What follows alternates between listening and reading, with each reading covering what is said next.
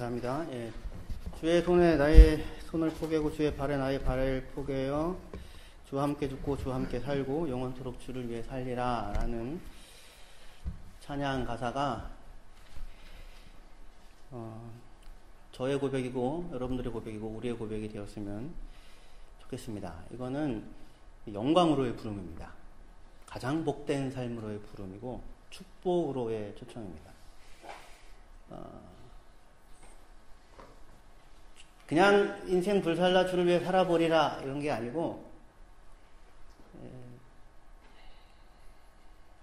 이 마음은 주께서 나를 위하여 나를 사랑하사 나를 위하여 자기 자신을 버리셨다. 그의 손을 나의 손에 포개었고 그의 발을 나의 발에 포개어서 내가 죽어야 하는 자리에 그가 대신 서셔서 그의 죽음으로 우리에게 생명을 주셨다라고 하는 것을 확인하는 자가 그 자리에서 나 또한 주를 위하여 이렇게 하겠습니다가 아니고 당신께서 나를 위하여 행하신 이 일을, 이 복된 일을 그것이 이미 당신의 뜻 가운데에서 내게 이루어졌음을 인정하고 확인하고 그리고 주 안에서 살아가기를 원합니다 라는 말씀인데 무슨 말인지 오늘 본문 말씀도 이런 말씀이에요. 어떻게 매 주일마다 성가대 찬양의 은혜를 많이 받습니다. 오늘 말씀 본문 제목이 열매 맺기 물음표로 해놓고 사랑 안에 거하기 느낌표로 해놨는데요. 1절부터 8절까지 열매라는 말이 6번 나옵니다. 열매를 맺는다 라는 그런 말이죠. 그래서 우리는 이것을 듣고는 열매를 맺자, 열매를 맺어야지, 열매를 많이 맺어야지 이런 생각을 갖게 되기도 합니다. 그런데 열매라는 말이 6번이나 등장함에도 불구하고 본문에서 열매를 맺어라 라는 요구는 없습니다. 한 번도 그 명령이 없어요. 아니 그럴 수가 이렇게 충격을 받으셔야 되는데 명령은 뭐가 있냐면 1절부터 8절까지는 하나의 명령이 있는데 뭐냐면 내 안에 거하라 입니다. 4절에 내 안에 거하라 나도 너희 안에 거하리라 이렇게요. 그러니까 본문의 강조는 열매를 맺어라 많이 맺어라 열매 맺지 아니하면 잘라버린다 크게 맺어라 많이 맺어라에 있는 것이 아니라 나의 안에 거하지 않고는 너의 인생과 삶에 어떠한 열매도 맺혀질 수 없다. 그러나 내 안에 거한다면 너의 안에 삶의 풍성한 열매를 맺고 살게 될 것이다 라고 하는 데에 강조가 있어요. 그럼에도 불구하고 자꾸 우리는 열매에 집착합니다. 열매를 보이라 이거죠. 믿으면 뭐해? 믿는다고 말을 하면 뭐해? 보여지는 게 없는데 이런 거죠. 그래서 성과를 내고 실적을 나타내야만 한다는 이런 압박감에 항상 시달립니다. 예수를 20년 믿었고 30년 믿었는데도 달라진 것이 없다고 스스로 얘기를 하시는데 저는 참 그 얘기를 하시는 분이 많이 달라진 것 같거든요. 왜냐하면 일단 그 얘기를 하실 수 있지 않습니까? 어디서 다 30년을 돌을 닦았는데도 달라진 게 없다고 이런 얘기는 하기 힘들잖아요. 그런데도 그 말을 고백하고 그러한 자기를 들여다볼 수 있다는 것 자체가 굉장히 많이 달라져 있는 것입니다. 근데 우리는 이렇게 눈으로 드러나는 뭔가가 자꾸 있어야 한다고 생각을 하는 것입니다. 예를 들면 그런 거죠. 무슨 30년을 담배를 피우는데 예수를 믿으면서도 담배를 피니 참 힘들다. 담배 피시는 분들에 대하여서는 알아서 생각하십시오. 근데 끊고자 이거는 한국교회에서만 주로 나오는 거니까 끊고자 그렇게 결심하고 애를 썼으나 30년을 교회를 다니면서도 담배를 핍니다. 더구나 대표기도 때는 더욱더 긴장이 돼가지고 한갑을 피고 옵니다. 뭐 이런 끝나고 나서는 기도 제대로 못한 것 같다 해서 또 한갑을 피고 옵니다. 뭐 이렇게 변한 것 같지 않습니다.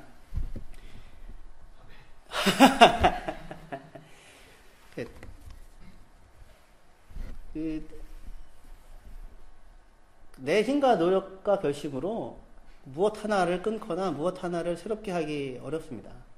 하나님의 은혜가 있어야 되고 하나님의 은혜가 있으면 은혜로 되네 이게 진짜 은혜네 그렇게 알게 하십니다. 야, 나가 참 훌륭하네. 나 정말 대단하네. 이렇게 안 가요. 이렇게 될 수가 없습니다. 이렇게 안 되고, 야, 진짜 하나님의 은혜구나. 그렇게 느끼게 하시거든요. 그러니까 우리 눈에 보이게 내가 뭔가를 달아매고 달아 걸 수 있지 거는 것으로 증명을 하라고 하지 않는데, 우리는 열매라고 하는 이 말들을 들으면서 열매를 달아야지, 맺어야지라고 생각을 합니다. 그때 생각하는 열매가 뭐예요, 우리가? 신앙의 열매가. 성경에서 얘기하는 열매는 사랑이거든요. 성령의 열매거든요. 사랑과 희락과 화평과 자비, 양선과 충성과 온유와 오래 참과 절제, 이런 것들인데, 우리가 생각하는 그건, 이런 거는 근데 눈에 보여요, 안 보여요? 잘 안 보이죠. 잘 안 보이죠. 그래서 자꾸 눈에 보이게 하려고 하게 되는데, 그러니까 성과 위주, 실적 위주로 눈으로 보이게 증명되어야지만 대접을 받고 있는 사회에 우리가 살고 있기 때문에 우리도 자꾸 교회에서도 그렇게 되는 것 같습니다. 최선을 다하는 건 소용없어. 결과를 내. 그렇게 얘기하죠? 맞아요? 틀려요? 그 얘기가 뭔 얘기인지 알죠? 그죠? 실제로 그렇게 얘기를 하기도 하고, 또 한편 그 얘기가 맞습니다. 프로의 세계에서 뭐 최선을 다했다는 게 무슨 소용입니까?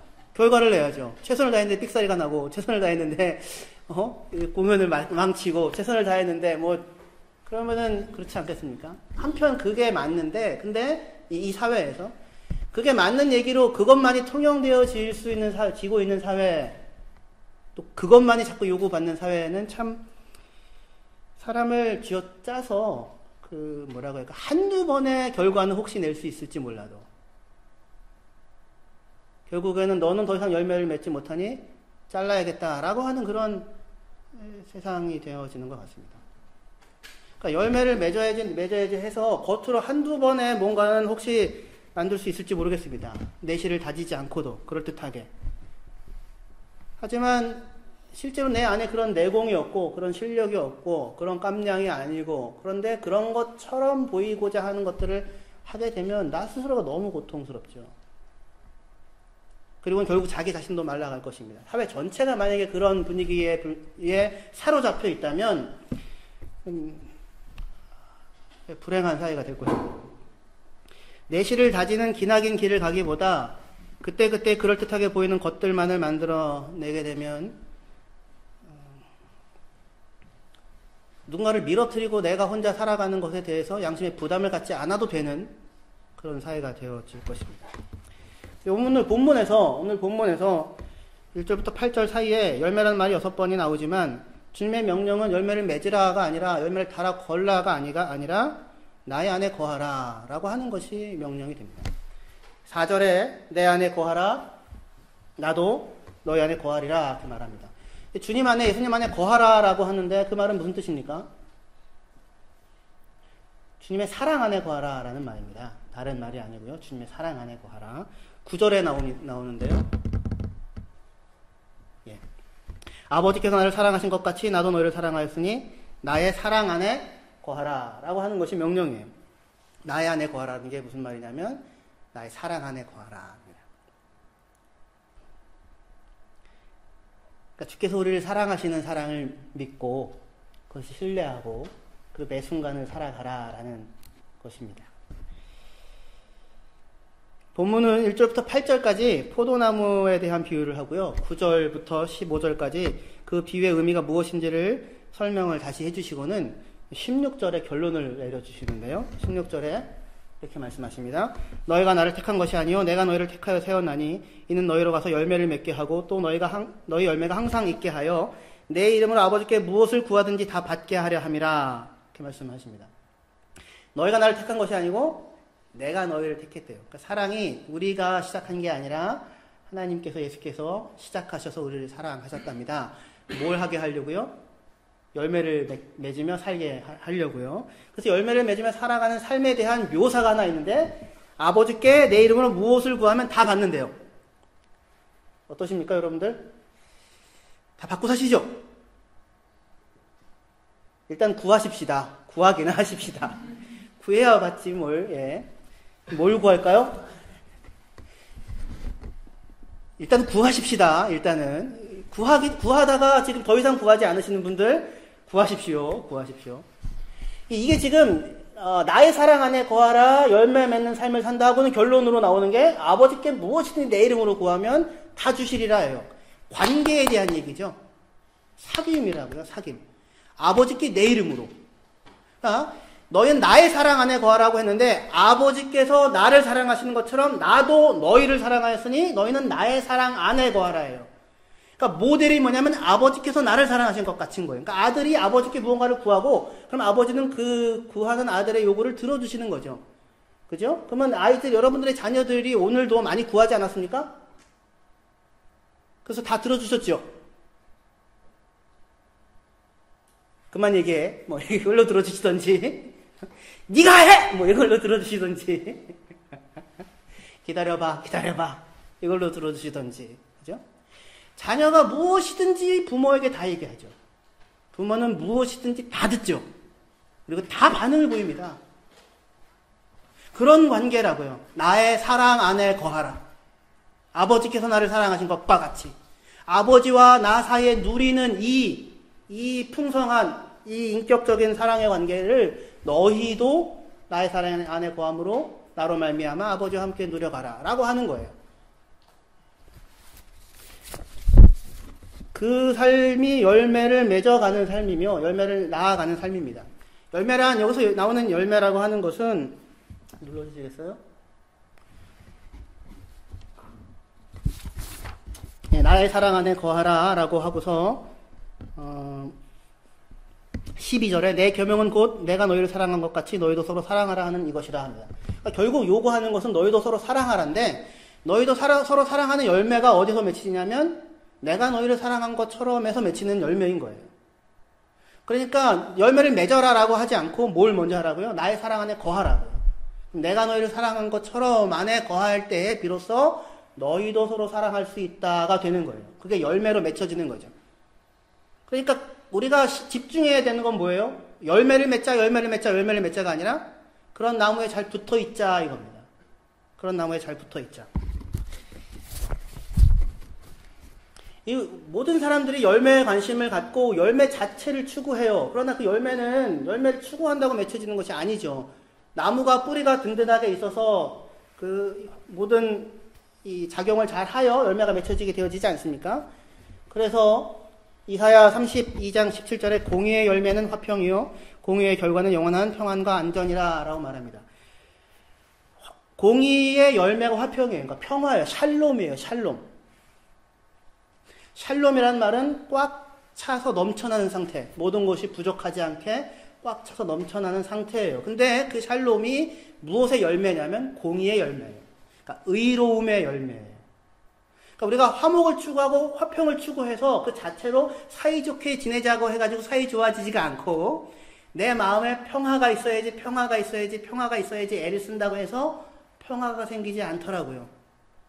그러면 뭘 해야지 화목이 생기고 뭘 해야지 내 마음에 평강이 생기는가? 뭐가 있어야?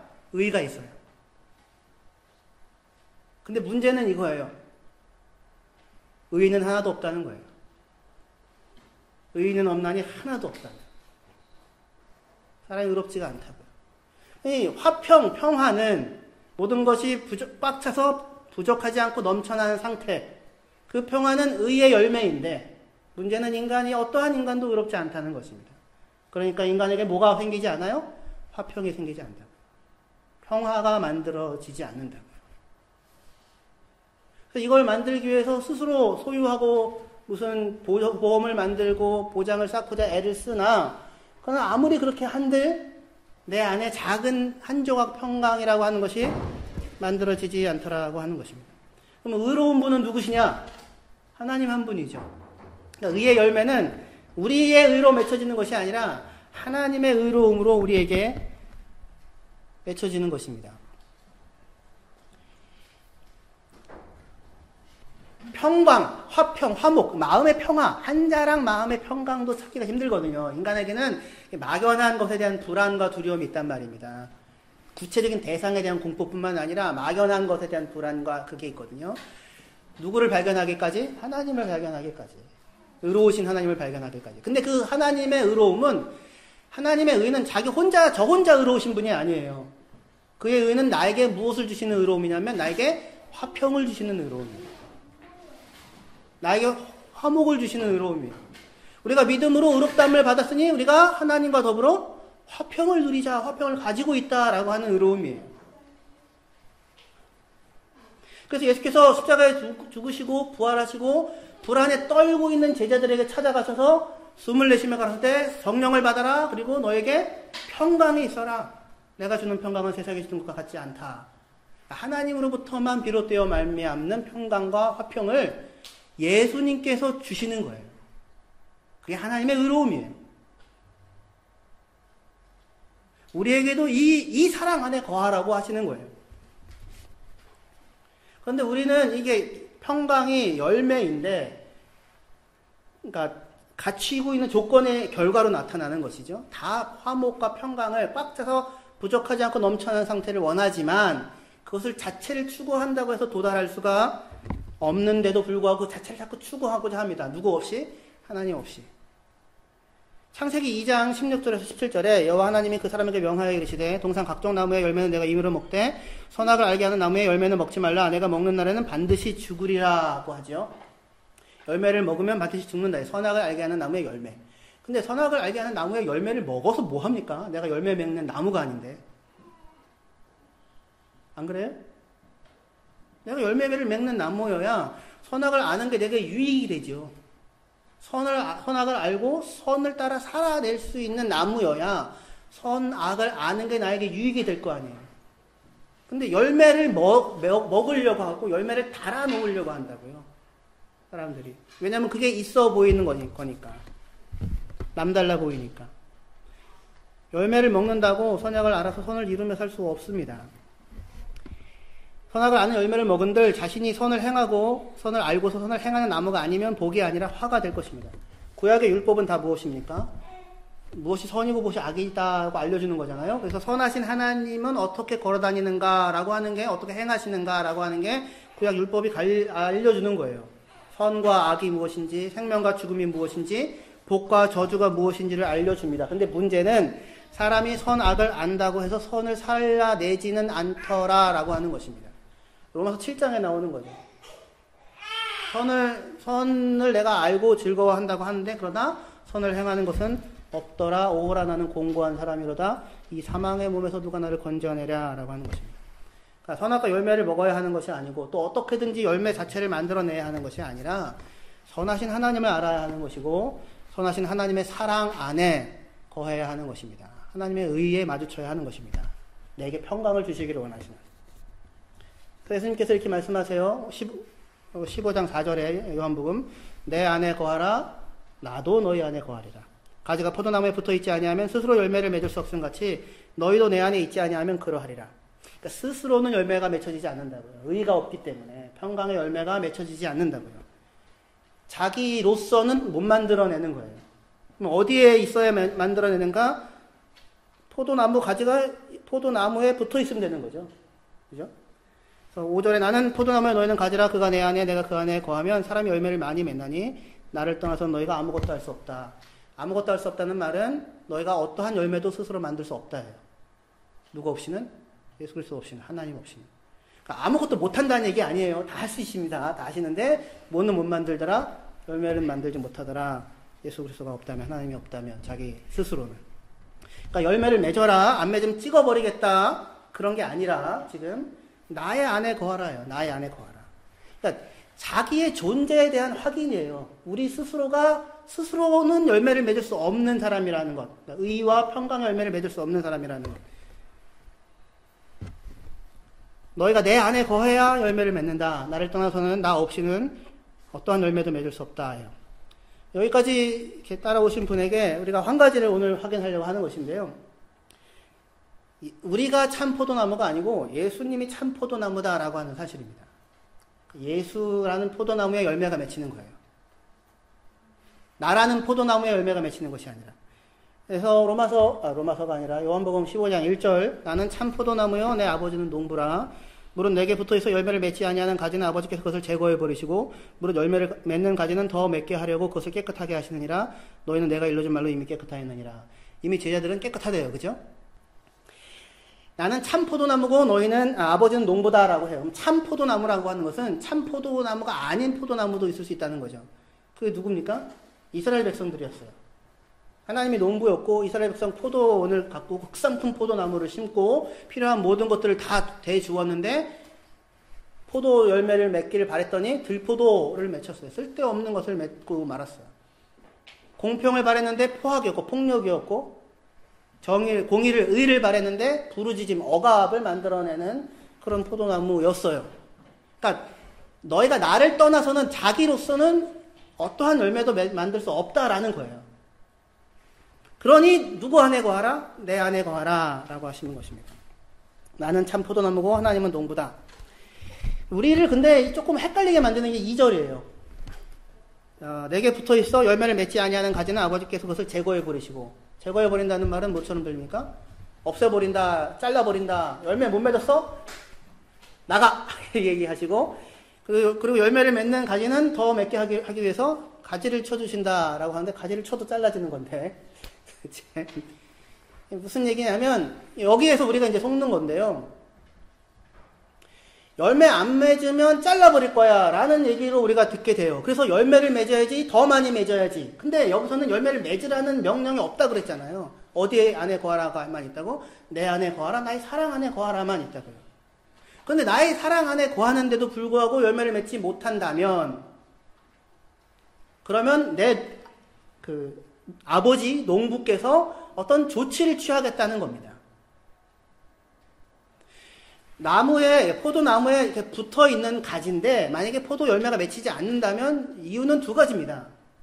하나는 뭐냐면 붙어 있기는 한데, 있는 모양처럼 보이는데 사실상 죽어 있는 거거나, 그런 경우들 있죠. 나무에, 그죠? 또는 그 붙어 있긴 한데 환경이 좋지 않아요. 너무 이렇게 무성하게 가지가 있어서 깊숙하게 해가 안 드는 데에 이렇게 나무 가지가 자라고 있거나, 또는 포도나무가 이렇게 낮게 자라지 않습니까? 그거 다 붙잡아줘야 되는 거 아시죠? 그죠? 근데 이렇게 낮게 자라서 땅으로 이렇게 만약에 뻗어서 흙에 묻고 이렇게 되면 햇볕을 제대로 못 받아서 열매를 맺기가 어렵겠죠? 그죠? 그러니까 그런 가지들을 어떻게 하는가? 없애버리는 게 아니고 들어 올린다고요. 여기 제거한다고 우리가 했는데, 원래 단어는 들어 올린다라고 하는 게 가장 기본적인 의미예요. 들어 올려서 묶어준다는 거죠. 이거는 브루스 윌킨스라고, 야베스의 기도라는 책을 쓴 분이 계세요. 제가 별로 그 책을 좋아하진 않아요. 하지만 그분이 쓴 이 나무에 대한 이 책이 하나 있어요. 그분이 실제로 오랫동안 포도 농사를 지은 분과 이것에 대해서 이야기를 하면서 그 깨달음을 적은 책이 있었어요. 만약에 이렇게 붙어 있는데, 가지가 이렇게 있는데 제대로 열매를 맺지 못하는 가지는 어떻게 합니까? 잘라버립니까? 그랬더니 무슨 소리입니까? 이게 붙들어 올려가지고 깨끗하게 흙 다 털고 깨끗하게 해서 묶어주어서 햇볕 잘 들게 해가지고 열매를 맺게 합니다. 그 얘기예요. 내 아버지가 농부라고요. 하나님이 놀지 않으신다고요. 하나님께서 내 포도나무를 가꾸어서 충분히 열매를 맺게 하신다고요. 그 열매를 맺는 가지는 더 많이 맺게 하려고 무슨 가지를 쳐준다고 했는데, 일단은 그 가지 자체는 열매를 맺는 겁니다. 근데 가지를 안 쳐주면 포도가 요만하겠죠. 그래서 가지를 쳐주어서 하나로 모아서 그럴듯한 열매로 만들어주는 것이 가지를 치는 것입니다. 그렇게 하신다고요, 하나님. 그러니까 하나님의 관리 가운데 있는 포도나무다 이겁니다. 하나님께서 그 안에 거하는 자기의 포도나무, 예수 그리스도 안에 거하는 그 나무 가지들에게 농부로서 일하셔서 풍성하게 열매를 맺게 하실 것이니 너희는 이 나무 안에 거하라 라고 말씀을 하시는 것입니다. 예수만이, 그러니까 예수 안에 있는 자만이 이 포도나무로서 열매를 맺을 수 있으나 그렇지 않고 자기 스스로가 밖에 버려진 가지처럼 열매를 맺고자 하는 자들은 결코 열매를 맺을 수 없다라고 하는 것이, 우리 아까 이미 말씀을 드렸지만 이사야 5장에서 그 포도원 노래에서 충분히 말씀을 하시고 있는 것입니다. 내가 사랑하는 자의 포도원을 위하여 노래하리라. 극산품 포도나무를 심었는데 모든 걸 다 공급해 주었는데 좋은 포도 맺기를 바랬는데 들포도를 맺었더라. 이 7절에 무릇 만군의 여호와의 포도는 이스라엘 족속이고 그가 기뻐하는 나무는 유다 사람이라. 그들의 정의를 바랬으나 미슈파트를 바랬으나 포악이고 미슈파크고 그들에게 공의를 바랬으나 체다카를 바랬으나 도디어 부르짖음이었더라 체악하였더라 라고 합니다. 뭔가 있어 보이는데 사실은 내용은 전혀 다른 열매를 맺고 있더라 라고 하는 거예요. 이것이 지금 이 의가 없는 사람의 맺을 수 없는 사람과 그러나 참 포도나무가 되셔서 의의 평강의 열매를 맺고 계시는 예수님과의 차이를 이렇게 보여주고 있는 것입니다. 이렇게 공평과 정의라는 열매를 바랬는데 오히려 포각과 억압을 맺고 있는 사람들이 행하는 행태가 있는데 이사야 5장 8절에 이렇게 말씀합니다. 가옥에 가옥을 이으며 전토에 전토를 더하여 빈틈이 없도록 하고 이 땅 가운데 홀로 거주하는 자들은 화가 있을진저라고 말합니다. 그러니까 지금 그 열매다운 열매를 맺지 못한, 다시 해서 평강을 맺지 못하는 사람들이 하는 행태가 뭐냐면 가옥에 가옥을 더하고 전토에 전토를 더하여서 빈틈 없게 하고 자기 홀로 거주하려고 하는 거니까 더 많이 갖고 더 많이 가지려고 하는 것입니다. 그러니까 더 많이 가져서 무언가 있는 것들로 자꾸 자기가 있는 것처럼 보이는데 실제로 평강의 열매, 의의 열매는 맺혀지지 않는 거예요. 모든 사람들의 이렇게 끊임없는 추구이죠. 더 많이 가지면 6개 가진 사람이 7개를 가지면 평강이 생길 것 같지만 평강이 안 만들어지잖아요. 오늘 저희 차 타고 오면서 민기가 그런 얘기 하더라고요. 아빠, 우리 차가 커. 우리 차가 더 커. 근데 더 커야 하는 겁니다. 더 커야. 우리 차가 더 크지? 이제 이렇게 얘기해요. 왜 그런 얘기를 하냐면, 이제 얼마 전에 친구네 집에 놀러 갔는데 그 차가 저희 차보다는 더 큰 거예요. 그랬더니 이제 그 차를 보면서 그 누구 차는 커. 이렇게 얘기를 해요. 그래서 제가 야, 그래도 우리 차가 더 높아. 그랬어요. 그랬더니, 우리 차는 더 높아. 우리 차가 더 커. 우리 차가 더 높아. 그리고는 이제 또 하는 얘기가, 저희가 차가 고장났을 때 이제 정비소에 갖다 주면 정비소에서 그냥 무료로 빌려주는 차가 있거든요. 르노입니다, 그것도. 르노 빨간색 차. 근데 그 차가 저희 차보다는 더 길고 커요. 제 아들이 민기가 뭐라고 얘기하냐면, 아빠, 근데 우리는 이것보다 더 큰 차도 있어. 정비소에서 빌려주는 차가 우리 차인 거예요. 그만큼, 주기적으로 빌렸거든요. 주기적으로. 저희 차가 굉장히 많아요, 민기한테는. 이런 르노 차도 있고, 아우디도 있고, 막 다 이런 건데. 우리 차, 그 차, 빨간 차는 더 커. 속으로, 더 커야 되는구나. 더 커야 되는구나. 더 커야 된다고 가르치지도 않았는데, 우리 차는 더 커, 하다못해 더 높아. 라고 하는 것이 돼야 자기가 뭔가 자부심이 있는 사람으로 살고 있다고 생각을 하는 거예요. 조금 더 빨라야 되고, 누구보다 더 빨리 가야 되고. 어떻게 된 게? 전토에 가옥을 더하여 무언가를 자꾸 쌓는데, 자꾸 뭔가 열매처럼 있는 것처럼 달아놓는데, 그런데 그것으로는 자기의 이 공허함이, 없음이 채워지지 않더라라는 것입니다. 그래서 항상 결국은 뭘 해야 되냐면, 그래도 우리 차는 더, 냄새가 좋아. 하여튼 우리 차는 더 이런 거라도 해가지고 자기가 남다른 것들을 가져야 하는 것인데, 무엇을 얻기까지? 하나님의 사랑 안에 거하기까지. 나의 사랑 안에 거하라. 하기까지 이 스스로가 스스로를 세워가는, 스스로가 스스로를 안심시키는 그 길들은 발생하지 않는다라는 것입니다. 그래서 주님께서 우리에게 열매를 맺으라고 요구하기 전에 먼저 내 안에 거하라고, 내 안에 거하라고 그렇게 하는 거예요. 탐욕입니다. 전투에 전투를, 가옥에 가옥을. 탐욕이 생기는 이유는 하나님이 없기 때문에 그렇습니다. 아무리 많이 가져도 탐욕이 중단되지 않습니다. 그리고 아무리 많이 가져도 만족과 샬롬이 생기지 않습니다. 그 샬롬은 꽉 차서 흘러 넘치는 샬롬은 하나님께서 그 안에 거하실 때에, 또는 우리가 하나님 안에 거하실 때에만 생깁니다. 그래서 이 참 포도나무 대신 예수님 안에 거하여 열매 맺는 삶을 소원하는 사람들은 두 가지를 알아야 되는데, 첫째는 나로서는 열매를 맺지 못한다는 것과, 나를 떠나서 너희가 아무것도 할 수 없다고 했잖아요. 그러니까 여러분, 우리로서는 안 맺혀지는 거예요.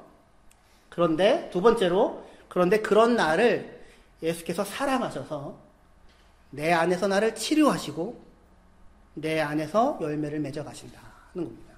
나를 통하여 열매를 맺어 가신다. 두 가지를 알아야 돼. 하나는 나로서는 열매 맺혀지지 않는데, 그런데 두 번째로 그런 나를 예수께서 사랑하셔서 나를 치료하시고 내 안에 탐욕을 다루시고 그리고 나를 통하여 열매 맺기를 기뻐하신다. 그래서 그 일을 행하신다라고 하는 것입니다. 이 사실을 인정할 때 우리는 그분 안에 거하며 그분으로부터 나오는 열매를 누려갈 수 있을 것입니다. 이 내용을 아주 잘 보여주는 구절 성경이 있어서 여기는 꼭 찾아서 함께 확인을 했으면 좋겠는데요. 이사야 57장 15절부터 21절입니다. 잘 보시면 나와 있습니다. 우리가 하나님 안에 거해야 한다, 그의 사랑 안에 거해야 한다라고 이렇게 얘기하는데요.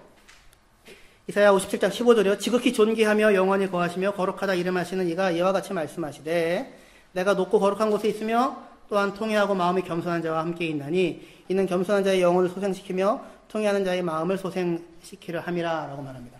그러니까 하나님이 지극히 거룩하시고 지극히 높은 곳에 거하세요. 그러니까 그분 안에 거한다는 건 사실상 우리로서는 상상하기 어려운 겁니다. 그리고 그분이 우리 안에 거한다는 것도 감당하기 어려운 것이고요. 그렇지 않아요? 그러니까 우리가 말로는 하나님 안에 거해야지 하는데 그 거룩하시고 지극히 높으신 그분 앞에 안에 우리가 거한다는 것은 사실 상상하기 어려운 일인 것입니다. 우리가 거할 수 있다는 것은 반대로 해요. 그분이 우리 안에 거처를 삼기로 작정을 하셨기 때문이에요. 우리 안에 들어오기를 원하시기 때문에 우리가 거할 수 있는 것이거든요. 그래서 이 15절 그 하반절에 내가 높고 거룩한 곳에 있으며 또한 통회하고 마음이 겸손한 자와 함께 있다고요. 지극히 높으신 그분이 어디에 거하시를 기뻐하시냐면 통회하고 마음이 겸손한 자와 함께 있기를 원하신다고요. 근데 이 통회하는 자와 마음이 겸손한 자는 누구냐? 통회한다는 얘기는 우리는 어떻게 들려요? 내 잘못입니다. 잘못했습니다. 용서하여 주십시오. 라고 주님께 찾아가면 하나님께서 비로소 내 안에 거하신다라고 생각이 되죠. 근데 언제 여러분들이 그렇게 통회하는 마음이 생깁니까? 통회하는 마음이 생겨서 하나님이 거했다면 우리는 하나님 우리 안에 거하시고 불가능한 겁니다. 여기 통회한다는 말은 사실은 눌려져 있는 사람입니다. 억눌린 자, 뭉개진 자, 뭉개지고 낮아진 사람. 근데 이 뭉개지고 낮아진 사람은 왜 뭉개지고 낮아졌을까요? 이 뭉개지고 낮아진 자라고 얘기하는데 이 뭉개졌다는 얘기를 고자를 표현할 때 씁니다. 신명기 23장 1절에 고환이 상한 자, 그것이 뭉개진 자예요. 지금 왜 제가 그 얘기를 하냐면 여기 57장이잖아요. 56장에 고자들이 나옵니다. 고자.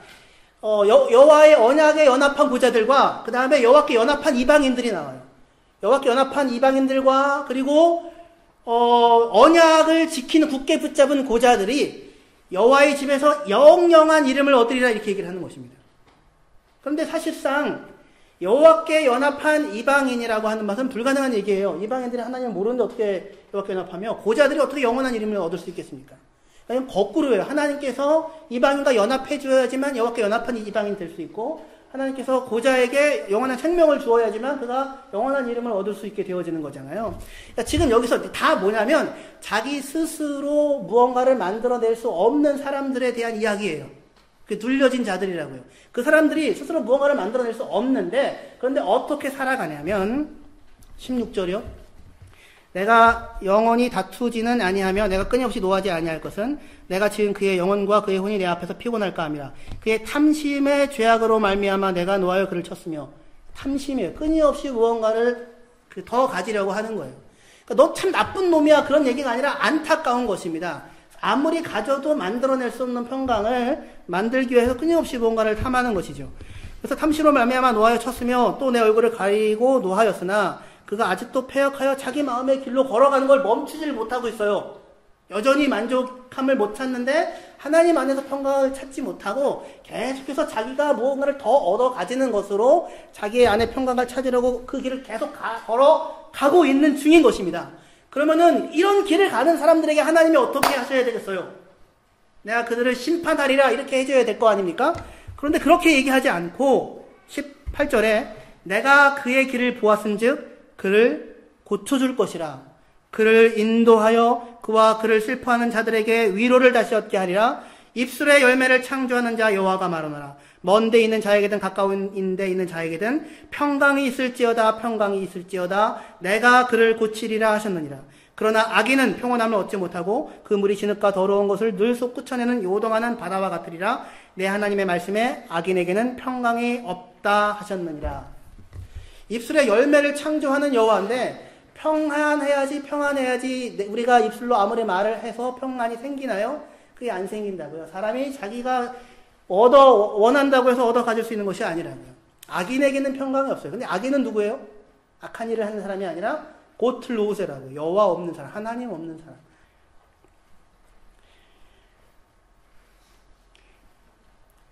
여전히 자기 안에 무언가 평강을 만들기 위하여 끊임없이 탐욕으로 무언가를 추구하고 쫓고 있는 사람들인데, 근데 그들에 대하여 지금 하나님께서 하시는 말씀은 그러니 내가 그들을 쳐내리려가 아니라 그러니 내가 그들을 고치리라 라고 말씀을 하신다라고 하는 것입니다. 고치리라. 통회하고 겸손한 사람들이라고 얘기하는 사람들은 누구냐면 사실상 탐심의 죄악으로 말미암아 아직도 자기의 길을 걸어가느라고 눌리고 뭉개진 사람들입니다. 그런데 그러한 사람들을 하나님께서 지금 고치시겠다라고 말씀을 하시는 거예요. 하나님께서 그들을 고치시고 하나님께서 그들을 인도해 가시겠다라고 하시는 것입니다. 그렇게 하시려고 오신 분이 예수님이고 그렇게 하시려고 예수님을 보내신 분이 하나님이신 거예요. 그러니까 무슨 얘기냐면 스스로가 돌이키고 스스로가 자기 자신을 치료하고 스스로가 자기의 뭉개지고 깨어진 마음을 고치는 것이 아닌 것입니다. 스스로 자기 입술의 열매를 자기가 창조할 수 있는 것이 아닌 거예요. 오히려 하나님께서 우리에게 그렇게 하시겠다고 평강을 주시겠다고 하시고는 우리 가운데 오셔서 우리를 치유하시고 고치시고 인도하셔서 그 평강의 열매를 우리 가운데 창조하시는 것인 것입니다. 제가 마음이 사실은 급해가지고요.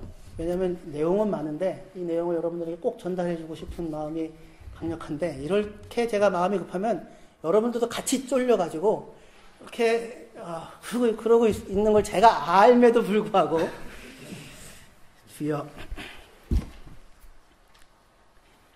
제가 여러분들에게 전해주고 싶은 얘기는 성경을 쭉 봤으니까 전해주고 싶은 얘기는 이겁니다. 우리 스스로가 스스로를 변화시키고 스스로를 바꾸고 스스로를 눈에 보이는 어떤 열매를 만들어내려고 스스로를 쪼고 있어요. 그리고는 나는 근데 그것이 만들어지지 않아서 부끄럽다라고 생각을 하시더라는 말입니다. 거기에 마주치셨으면 잘 하신 겁니다. 스스로가 열매를 만들어낼 수가 없다고요. 그러면 누가 만드시는가? 하나님이 만드십니다. 여러분들 안에서. 스스로 고쳐라, 스스로 억눌린가 뭉개진 마음을, 상한 마음을 치료하고 나와라가 아니라 그 뭉개지고 치료한, 그럼에도 불구하고 여전히 탐욕의 길을 걸어가고 있는 그 나를 보시고는 찾아와. 내가 너의 길을 아니, 내가 너를 치료하고 고치고 내가 너를 인도하고 평강이 있어라 입술의 열매를 짓는 내가 너에게 말하여 너에게 평강을 만들어 주리라 라고 이야기하시는 것인 거예요. 그 사랑 안에 거하라고요. 스스로 빚어 만들 수 없는데 우리 스스로가 자꾸 쫄리는 거예요. 그게 경제적으로는 것이로든 무슨 와서 유학하러 왔는데 마치고 가야지. 그지? 태산아? 마치고 가야지. 또 성희 형제 마치고 독일에서 취직해야지. 그지? 그리고 또 한국에 금이한양 해야지. 그지? 네, 그렇게 됐으면 좋겠어요. 네. 태산이도 뭔가 눈에 보이는 것을 만들어내야만 한다고 생각을 한단 말입니다. 근데 하나님께서 우리에게 요구하시는 열매는 그런 게 아니에요. 뭐 안에 거하라? 나의 사랑 안에 거하라. 내 안에 거하라. 그 내 안에 거하여 뭘 하라? 나와 사귀자고요. 나와 교제하자고요. 너를 원한다고요. 예수님께서 우리에게 자기 사랑 안에 거하라고 하는데 그 사랑은 무슨 사랑이냐면 친구가 자기 친구를 위하여 목숨을 바치는 사랑이에요. 친구가 자기 친구를 위하여 목숨을 바치는 사람. 친구가 어떻게 친구를 위하여 목숨을 바칩니까? 그가 친구이기 때문이죠. 잘났기 때문 아니죠. 내게 유익하기 때문 아니죠. 친구는 어렸을 때 친구는 어떻게 생깁니까? 손익관계로 생깁니까? 놀다가 친구 되는 거죠. 놀다가 친구가 되는 겁니다. 이 손익관계와 상관없이 내게 유익하냐 손해가 되느냐 상관없이 친구가 됩니다. 그러니까 친구를 위하여 목숨을 바친다는 얘기는 하나님께서 예수께서 우리를 손익관계로 상대하지 않고 우리 존재 자체로 사랑하신다고 하는 것이에요. 나이가 들어서 친구가 잘 생기지 않죠. 생기기 어렵죠. 왜 그렇습니까? 손익관계로 관계를 맺어가잖아요. 그러니까 친구를 위해 목숨을 바친다는 얘기는 뭐냐면 절대로 너를 포기하지 않겠다라고 하는 것입니다. 하나님께서 우리를 그러한 사랑으로 사랑하세요. 우리를 존재 자체로 사랑하십니다. 그런데 문제는 그거예요. 왜 여기에 만족이 안 되냐면 하나님께서 우리를 사랑하신다고 성경에 써있고 목사님도 이렇게 얘기를 하는데, 그런데 문제는 우리는 그 사랑이 잘 안 느껴진다는 겁니다. 왜 우리는 이 사랑을 잘 느끼지 못할까요? 왜 우리는 이 친구를 위하여 목숨을 버리는 사랑으로 내가 너를 사랑한다고 하는 이 말이 우리에게는 실감이 나지 않고 감격이 되어지지 않는 것일까요? 그것은 그분의 사랑이 우리가 기대하고 원하는 것을 채워주는 것이 아니기 때문에 그렇습니다. 하나님이 나를 이처럼 사랑하시는데 내 살림살이는 나아지지가 않는 겁니다. 하나님을 몰랐다면 차라리 내 마음대로 살 수 있을 텐데 하나님을 알아가지고 마음대로 살지 못하는 것이죠. 승질대로 살지 못하잖아요. 하나님을 몰랐다면 그냥 마음껏 승질도 내고 살 수 있을 텐데 하나님 알아가지고 그렇게 하지도 못하고 어쩌다 하나님 알아가지고 내 인생이 이렇게 꼬여서 힘든지 모르겠다라고 생각할 수 있을지 모르겠습니다. 그런데 하나님은 바로 그런 내가 스스로 꼬여있다고 생각하는 그 나의 인생에 지금도 그 곁에 나와 동행해 주고 계십니다. 이것이 하나님의 사랑이에요. 내 곁에서 나로서 있는 나를 항상 귀하게 여기며 나와 함께 하시는 것입니다. 나를 상대해 주십니다. 내가 무슨 얘기를 하면 들어주신다고요. 내가 무엇을 기도하면 그분이 항상 들어주시는 관계 속에 곁에 계시다고요. 그러니까 동행이라고요. 주께서 나와 동행해 주신다고요. 그러니까 하나님께 기도하면 하나님은 다 들어주신다고요. 우리 박도현 집사님께서 어제 우리 구역 예배 때 기도 제목을 내셨거든요. 차를 주십시오. 차를 주십시오. 주말마다 차를 빌리는데 그 빌리는 거로 말고 차를 주십시오. 이렇게 기도를 하셨는데 저는 정말 그 기도가 막 남다른 기도였습니다. 왜냐면 저도 차를 주십시오를 1년을 기도했거든요. 제가 기도한 게 아니라 미나 보고 시켰습니다. 미나가 아빠 우리도 차가 있었으면 좋겠어. 우리는 왜 차가 없어? 그러면 제가 그러는 거죠. 미나야 우리는 두 가지 문제가 해결돼야 돼. 차를 살 돈이 있어야 되고 그 다음에 면허 문제가 해결돼야 돼. 저 면허 문제도 해결이 안 됐었거든요. 근데 아빠는 지금은 할 수 없어. 근데 하나님 하실 수 있어. 그러니까 하나님께 기도해. 그래서 미나가 유치원을 다니면서 1년을 기도했어요. 1년을. 정말 거의 매일같이. 기도 안 해? 기도하는 거죠. 하나님 우리한테 차를 주십시오. 차를 주십시오 기도하다가 또 하나. 근데요 하나님 저는 잘 모르겠는데요. 아빠 뭐 면허가 해결돼야 된대요. 면허도 해결돼 주십시오. 뭐 이렇게 하면서 기도를 하고 1년을 다녔는데 1년 후에 저희가 차를 갖게 됐어요. 저는 그거는 정말 하나님께서 저희 기도를 들어주셨다고 생각해요. 왜냐면 도저히 차가 나올 구석이 없었어요. 그러니까 역시 기도하니까 차가 생긴다 이게 아니라 그 얘기가 아니라 나의 그 상황 가운데 귀 기울이시고 하다못해 그 어린 미나의 기도를 귀 기울여 들어주시고 그리고 필요를 따라 내게 대하여 하나님께서 판단하셔서 필요를 따라 가장 좋은 것을 주시기에 아까워하시지 아니하시는 분으로 내 곁에 계시더라고요. 그러니까 나의 차 없음의 자리에도 나와 함께 계시고 저의 차 있음의 자리에서도 그 차가 있어가지고 올해 차값만큼 고쳤잖아요. 올해 차값만큼 고쳤어요. 근데 또 전에는 또 차값만큼 보험으로 공짜로 주시기도 하시고 하여튼 뭐 차 때문에 별별 일이 생기는데 그게 문제가 아니라 그 속에서도 그 있음이든 없음이든 간에 나와 동행하시고 나와 함께 해주시더라고요. 그러니까 차를 10대를 주어서 기쁘고 하나님이 나를 사랑하시는 것이 아니라 내 필요와 상황을 아시고 내가 기도하면 항상 들으시고 나와 동행하시고 형편과 처지를 아시며 내가 이 상하고 뭉개진 마음으로 살아가고 있음에도 불구하고 아직도 평강의 길을 알지 못하여 어리석고 탐욕에 붙잡혀서 그 길을 걸어가고 있음에도 불구하고 그걸 잘 아시면서도 내가 너의 길을 아니 내가 너를 치료하리라 내가 너를 인도하리라 내가 너에게 평강을 지으리라 라고 하시는 분으로 내 곁에 같이 계시더라는 것입니다. 나의 죽음의 자리에서도 나의 질병의 자리에서도 이기심에 똘똘 뭉쳐진 자리에서도 그 어리석음의 자리에서도 나와 함께 해주고 계십니다. 예수님은 십자가 앞에서 조롱과 모욕과 핍박을 받으셨는데 떠나지 않았어요. 우리의 조롱과 모욕과 핍박의 자리에서도 우리를 떠나지 아니하시고 십자가에 달려 죽는 순간까지 그 죽음의 자리까지 우리를 따라와 주시는 분이십니다. 그분이 우리와 함께 하시는데 우리와 함께 하시는 그분이 지극히 존귀하신 하나님이십니다. 우리는 그분께 예수님의 이름으로 무엇인지 구할 수 있고 우리가 그에게 무엇을 구하든 그는 우리에게 가장 좋은 것을 주실 것입니다. 이 사랑 안에 거하십시오. 그때 우리는 인생에 다른 가치가 보일 것입니다. 우리가 열매라고 생각했던 것들이 전혀 열매가 아니고 함께 길을 걸어가고 있는 하나님, 그 하나님이 나와 내게 의와 평강을 만들어 가시는 그 열매가 보일 것입니다. 그리고 함께 길을 걸어가고 있는 사람들을 보일 것이고 그 사람들과 살아가는 삶 가운데 평강을 맺으며 살아가는 길을 걸어갈 수 있을 것입니다. 기도합시다.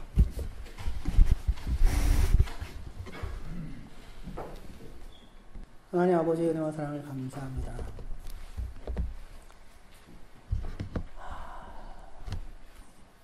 천지를 다 소유해도 인간 안에는 만족이 없습니다. 평강이 아니라 잠시 비교 우위에 의한 만족,